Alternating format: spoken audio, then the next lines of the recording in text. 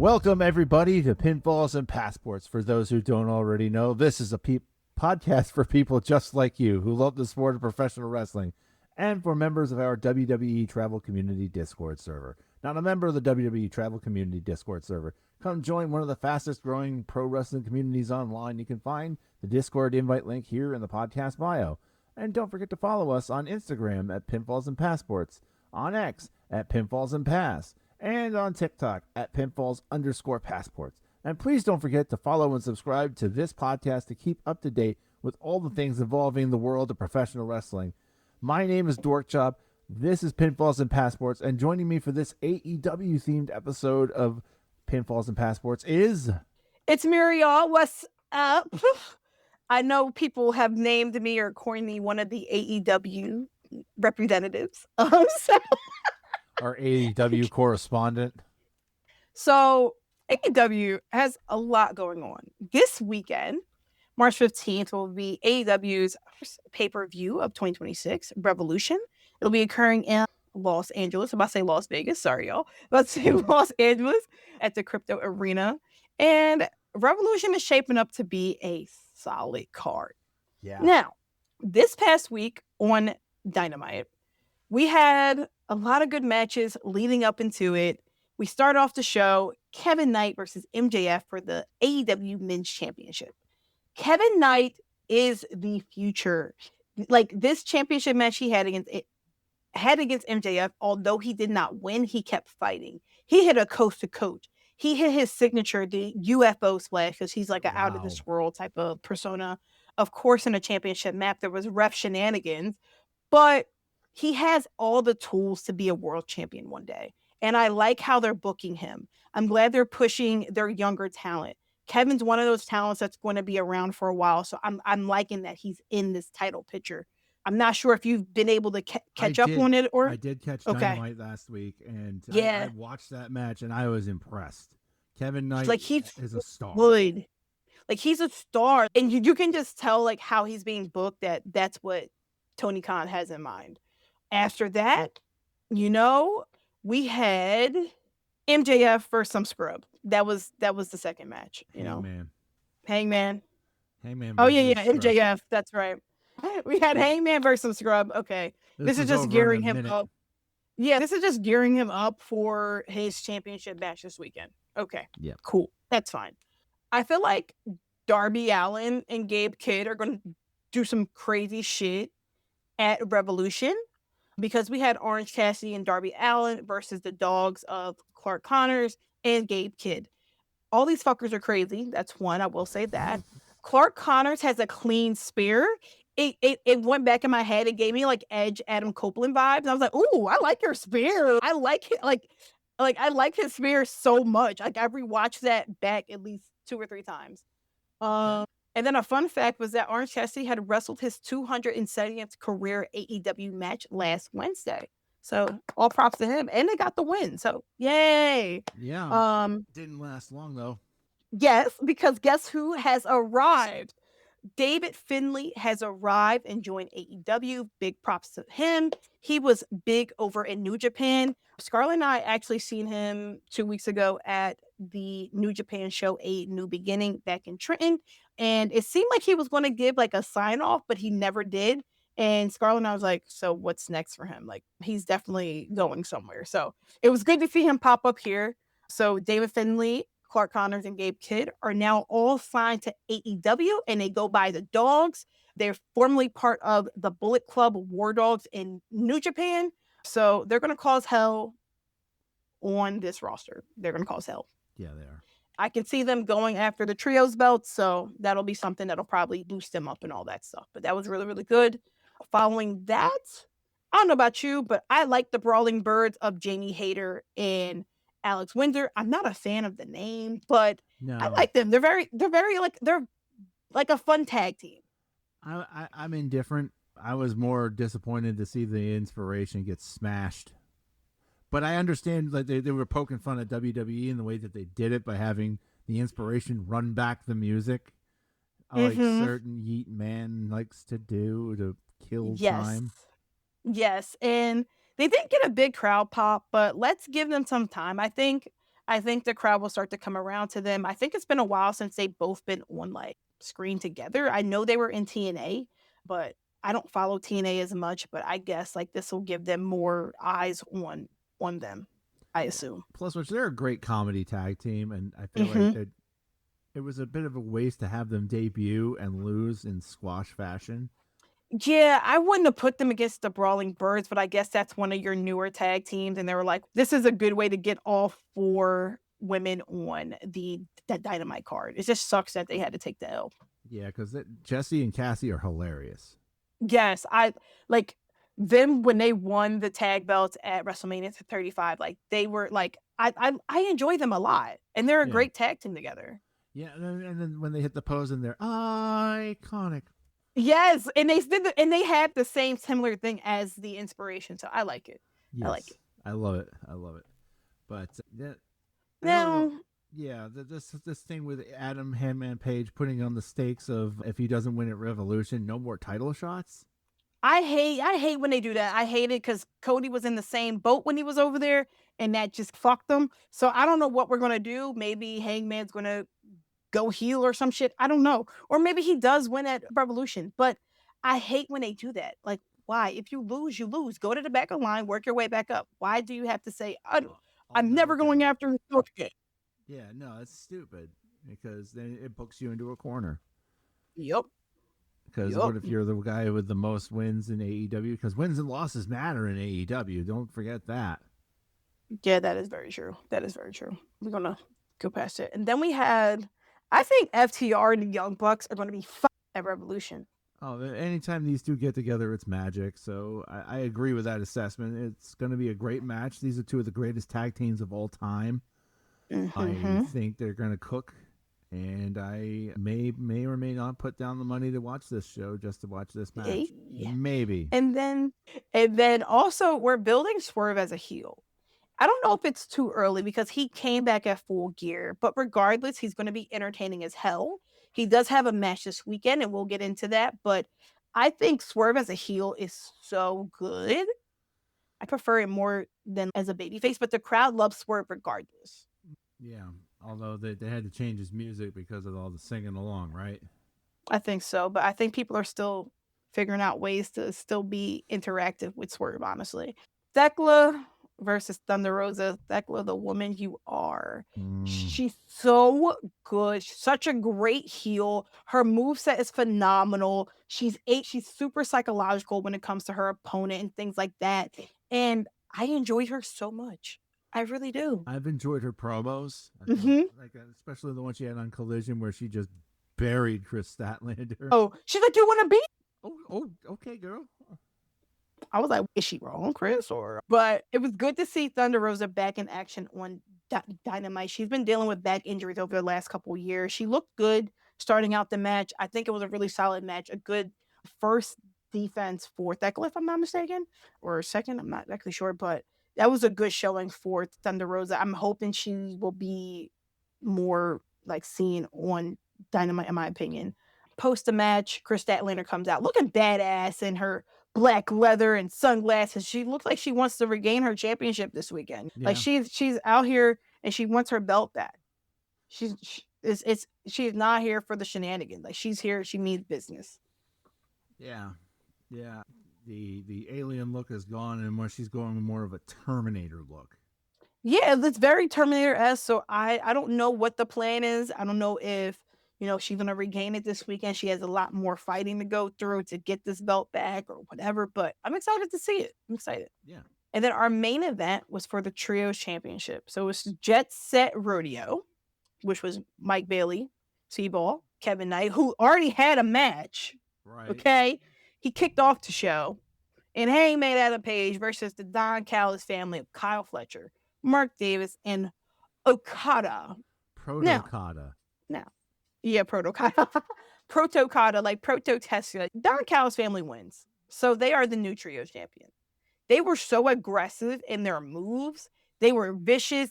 Kevin Knight was taking a lot of these crazy bumps and these crazy things. I think Kyle Fletcher threw him out the ring at one point. Like he got thrown over the top ring. Kyle Fletcher. Huh. And I'm like, okay, the Don Callis family ain't going nowhere. Okay, so we have No, they're like that bad itch you just can't get rid of. they're not going anywhere, and it shows. Okay, they had the TNT title, they have the New Japan, I think TV. They also have the trios belts now. I'm not sure if they have any other belts, but they're They trying have to collect half them the all. roster. They better have more belts than that. That's very, very fucking true. As Excuse has me. been said on this show before, who isn't in the Don Callis No, family? like legit, who isn't? But it's good to see Mark Davis hold gold. I know he was coming off an injury. He was paired with Jake something. Jake something caught an injury, and they were able to pivot and rebuild Mark Davis so he wasn't just lost in the shuffle and wasn't just like Don Callis family muscle. Like he's being like his talent is being shown. So I was happy that he is a champion. Sucks because I wanted just feed Rodeo to keep the belts a little bit longer, Yeah. but I think this is good progress. That just means that there's more ahead for Mike Bailey, more ahead for Kevin Knight and Hangman Adam Page. Yeah, it was a great show. I was really thoroughly sports entertained, even if this is more of a wrestling show than a Yeah. sports entertainment show. Builds my anticipation and my excitement for Revolution, and then onward from that for Dynasty in Vancouver. Yeah. Yeah, my first ever AEW show. That'll be fun. And then you guys, this is the time for you to lock in because a lot of things could be happening this weekend that you got to know about for Dynasty. That's right. It'll be a good show for you. I hope it is. Next, we had AEW Collision that airs on March 7th. During that show, we had an AEW World Tag Championship match, FTR versus the Rascals. It was super competitive. The Rascal has so many near falls. And I don't know if you've seen it, but guess what? That bald man, not the other one, the bald man Stokely, choked Desmond Xavier. Like he was choking him with a cord. Don't know where he got this cord from, but he was choking him. I said, Stokely, what are you? You're in a wheelchair, Stokely. Now, see, I was like, I want the Young Bucks to beat them so bad at Revolution. I was like, it's not even funny. But FTR does retain the titles. Another match we had was Takeshita versus Claudio Castro. No super hard hitting, but Takeshita does defeat Claudio, and it just keeps building that Don Callis family, Death Rider storyline, as Takeshita is going to be facing John Moxley at Revolution for the Continental Championship belt. Yeah, one can expect hard hitting when Takeshita and Castagnoli get in the ring together, just given their history. So seeing them have as you described, a hard hitting match, not surprising at all. It's just a lot of stiff strikes, a lot of chops, a lot of just big beefy boys beating each other up. Yeah, and next we had Swerve Strickland versus Gravity. Swerve won. It's a very decisive win. It's just continuing momentum. I feel like this is just solidifying Swerve as this big bad guy, in all honesty. Then Tony Khan loves to do these matches. A 4-way tag match for $200,000. Shit, you and I could tag in that. That's what I'm saying. So you have Private Party versus the Outrunners versus LFI and the Swirl. Private Party does win the money. And I feel like this is just to build them up a little bit more, gain their confidence back. They've been off the screen for over a year. We're starting to get them some wind under their belt. They'll be tag team contenders for the championships in no time. So there was that. Then you had Tommaso Ciampa versus Daniel Garcia. And Daniel Garcia wins in a quick roll-up. Now, after the match, Tommaso Ciampa attacks Mark Briscoe. Like he's going to align himself with a potential new ally of FTR. Because during Dynamite, they had a little exchange, and Tommaso didn't really seem like he wanted to be a part of them. Yeah. But it seems like he's, you know what? These guys got gold. I'm all about that, and I'm trying to get back to it. And it seems like Tommaso also wants that TNT title back. So I'm hoping in the coming weeks that we see that match again with Ciampa and Kyle Fletcher. Excuse me. I was a little bit surprised to see that Ciampa attacked Briscoe here and aligned himself with FTR because of all their history together, all those NXT takeovers that they fought each other over. They put on some of the best tag team matches I've ever seen, and it was a little bit surprising to see Ciampa align himself with Cash and Dax in that way. So who knows where it's going? I mean, I could speculate that maybe Mr. Gargano is on his way. Yeah, I want to speculate it as well, but I think Johnny needs to stay where he's at, and I want Ciampa just to be on his own for a while. So just to see what he can do, and obviously, like he came in and he won the belt on his first night, so it's not impossible. It's just that they have other stories they're trying to work out as well. Yeah, there's a lot of great stories and moving parts here in these AEW storylines that I need to be more locked in on. Now, we talked about some of the matches on the Revolution card, but this card is shaping up to be a banger. And from what we have, honestly, truly, we don't need to add nothing else. I think this is a great card. Yeah. I believe Big Boom AJ is going to have a match somewhere in there. It hasn't been announced. I think he said something on his Instagram live or something like that, but nothing has been announced thus far. But here are our matches that we're going to have. We're going to have the AEW World Championship, MJF versus Hangman Adam Page in a Texas death match. So that's going to be insane. And that's Hangman's element. So that'll be cool to see. Next, we have an AEW Women's World Championship match in a 2 out of 3 falls. Thekla versus Chris Statlander. Yeah. Next, we have the AEW World Tag Team Champions, FTR versus the Young Bucks. We're going to have a AEW Continental Championship match. No time limit. Yeah, because they've had issues with time limits and draws and whatnot in this rivalry, so they need to finish it. Yup, Jon Moxley versus Takeshita. So that's going to be a good match. Then we have the AEW World Trio Champions. So it'll be the Don Callis family. So Okada, Kyle Fletcher, Mark Davis, and Jet Speed. I'm trying to see. Hold on. Jet Speed. And Mystico. I could not see the name on the thing. I'm like, wait. I know that's someone with a mask on. Then we have Bandito and Andrade El. We have Swerve Strickland versus Brody King, which is this new feud that we have going on. So this will be interesting to see. We'll have Timeless Tony Storm versus Marina Shafir. Everybody's banned from ringside, folks. Yes, that's that we have to know. So no Death Riders, no Paragon, like nobody could come out. All right. So this is gonna be a good match. And then Mr. Ricochet for the AEW National Championship is going to be a 21-man blackjack battle royal for that belt there. And I think that's probably where Jack Perry will win or take the belt off of him, but we'll see. Yeah. We shall see. Looking like a stacked card. Yeah, and we don't even have the pre-show matches announced, so I'm sure those will be announced later in the week, which is where we'll probably get Big Boom on there, but we'll see. I'm very excited for this card. I may not be able to watch it live. I will be trying to see if there's any return, who wins. I will be trying to be in tune for that though. Yeah, it's done a good job of getting me excited for this. Like I said, if I have the time and I feel so inclined, I might watch it. Hopefully you can. I think it'll be a good show. I think we might get some returns from Mr. Billy Goat, Mr. Mr. Will Ospreay. Miss Mercedes Moné returned to wrestling this weekend.